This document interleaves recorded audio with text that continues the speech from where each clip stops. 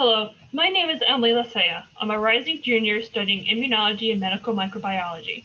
I worked in Dr. Who's lab as a part of the IMMB summer undergraduate research internship, and I will be presenting transcription signatures of CD138low/negative multiple myeloma cells.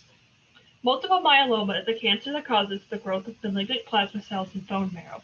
CD138 is a normal myeloma marker. However, there is a small population of cells with a decreased expression called CD138low or negative cells, and these cells may potentially contribute to chemoresistance and relapse in myeloma cases. We hypothesized that RNA sequencing would detect differences in RNA expression between positive and negative populations.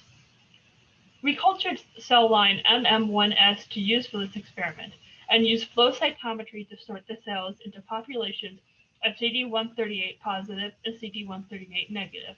RNA was isolated and sequenced, and EdgeR software was used to identify differentially expressed genes.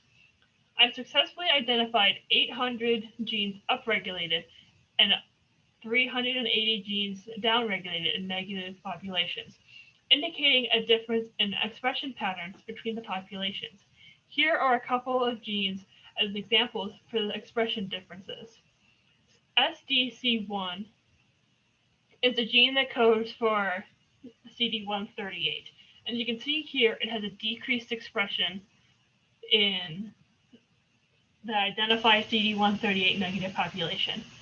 We wanted to compare our data to similar studies that used different cell lines, so I compared our data to cell line data from NCI H929 by using GSEA, which analyzes data sets and looks for correlation between the two data sets. A GSEA results graph will have labels on either side of the graph, indicating two different populations, and the main curve of the graph will indicate which population the gene list correlates with. The NES score can be positive or negative and indicates the strength of the correlation. A good NES score is above 1.5 or below 1.5, below negative 1.5. The graph on the left here indicates that the genes upregulated in CD138 negative cells on our data is similar to genes also upregulated in CD138 negative cells from the H929 data. Also, our downregulated cells are similar to the genes upregulated in their positive population seen here. To see if our data is similar to data from patients, I compared our data to data from a study that compared PrePCs, which are CD138 negative, to PCs, or CD138 positive. We found that our upregulated CD138 negative genes are similar to the genes upregulated in their PrePCs. Our downregulated genes are similar to genes upregulated in their PCs, or CD138 positive cells.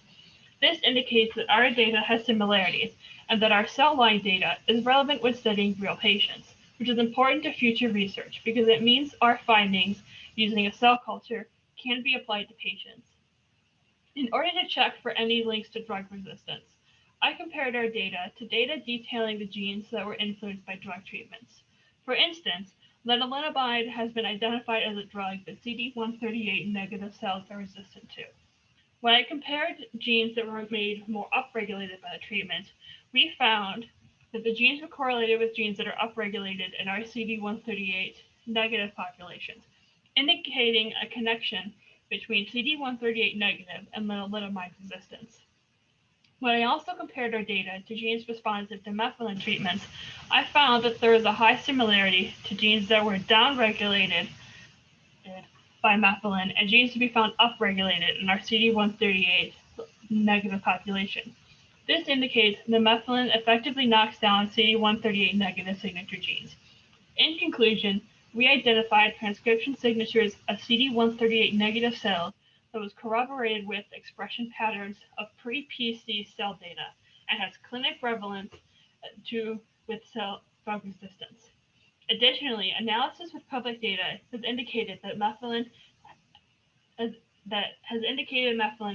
a potent repressor of CD138 negative cells.